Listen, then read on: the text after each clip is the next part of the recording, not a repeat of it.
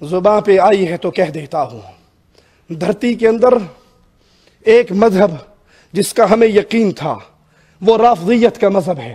ان میں گالی دینا بھی ثواب کا کام ہے۔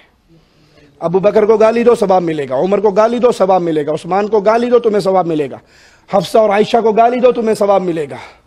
انا للہ و انا الیہ راجعون۔ دنیا کے کسی مذہب میں گالی دینا ثواب، دنیا کے کسی مذہب میں گالی دینا ثواب، لیکن رافضیت کے مذہب میں گالی دینا ثواب ہے۔ اور ایک اور مذہب کا بھی پتہ لگا ہے، ان کے ہاں بھی گالیاں دینے سے گناہ معاف ہو جاتے ہیں۔ وہ کون ہے؟ پیر علاؤالدین صدیقی، بہت بڑے پیر صاحب ہیں۔ یہ پیر صاحب برطانیہ سے نور ٹی وی چلاتے ہیں۔ یہ برطانیہ سے نور ٹی وی جو چلتا ہے، جس کے اندر نور نہیں ہوتا، شرک کے اندھیرے ہوتے ہیں، اس کو پیر علاؤالدین صدیقی صاحب چلاتے ہیں۔ تو اپنے ٹی وی کی 3ری سالگرہ پہ آئے اور کہنے لگے دیکھو بات سنو، میں جب مکہ مدینہ جاتا ہوں تو میں ان کے پیچھے نماز نہیں پڑھتا۔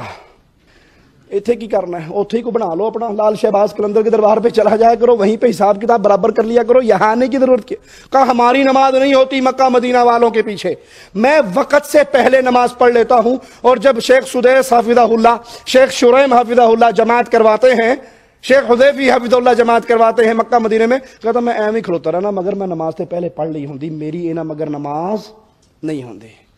ہم کہتے ہیں نصیب کی بات ہے، کوئی برطانیہ سے مکہ آ کر بھی بد نصیب رہتا ہے، کوئی مری سے مدینہ آ کر بھی بد نصیب رہتا ہے، اس کی قسمت میں نہیں ہے۔ اللہ کہتا جیسا مشرک آیا تھا ویسے ہی واپس جا، ادھر سے پاک اور معافی نہیں ملے گی۔ خیر، اپنا واقعہ سناتے ہیں، کہتے میں مکہ میں تھا تو ایک نے آ کر مجھے کہا کہ میں بیت اللہ کا طواف کرنے لگا ہوں، مجھے دعائیں نہیں آتی، طواف کرتے ہوئے کیا دعائیں مانگنی ہیں مجھے نہیں آتی۔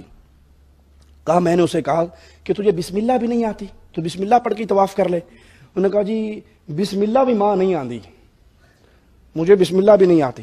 کہا کوئی بات نہیں، پھر تم طواف کرو اور رمل کے پہلے 3 چکر رمل ادھر اچھل چل کے نا، اور پورے طواف میں وہابیوں کو گالیاں دیتے جاؤ۔ رافضی صحابی کو گالی دیتا ہے، رضا خانی وہابی کو گالی دیتا ہے۔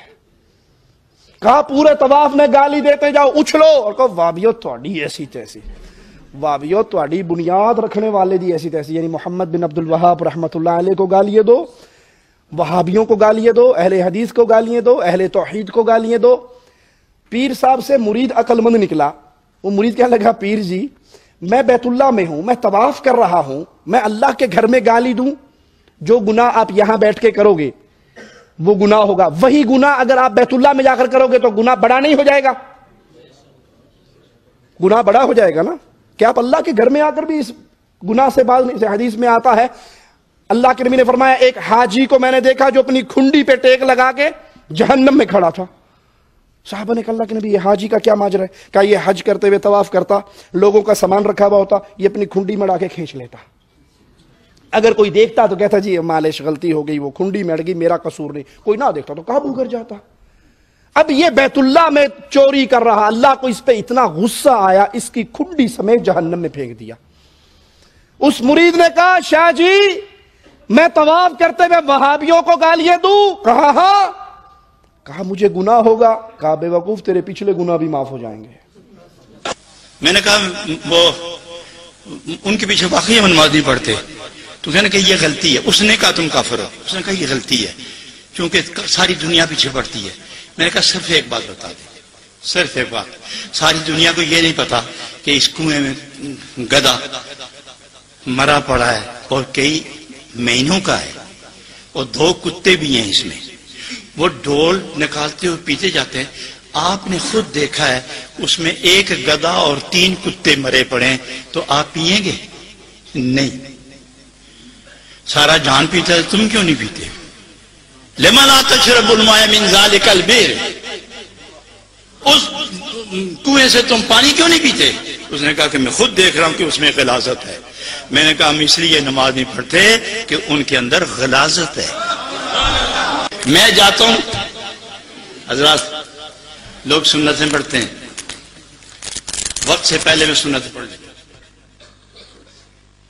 وقت سے پہلے فرض بھی پڑھ لیتا ہوں، ان کے ساتھ ویسے ہی کھڑا ہو جاتا ہوں۔ اور میں ایک دوسری گل دساں، گل سن چنگی نے لگ سی لیکن چونکہ میری گل ہے، اور ان میں پردہ نہیں چھوڑتا، ان میں دستہ جانا کہتا ہوں۔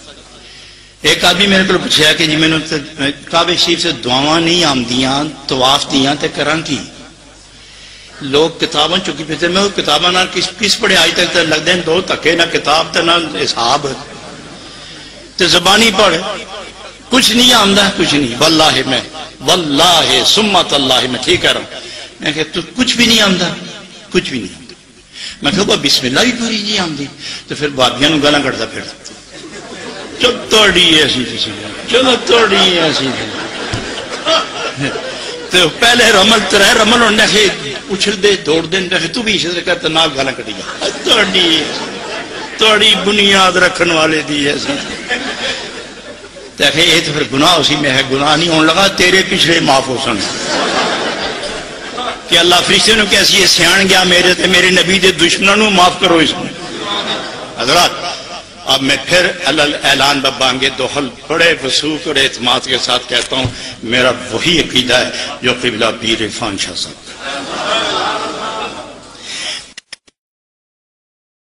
لیکن وابیت کے ساتھ اتفاق کرنا، شیعت کے ساتھ اتفاق کرنا اپنی قیامت کو غرق کرنے والی بات ہے۔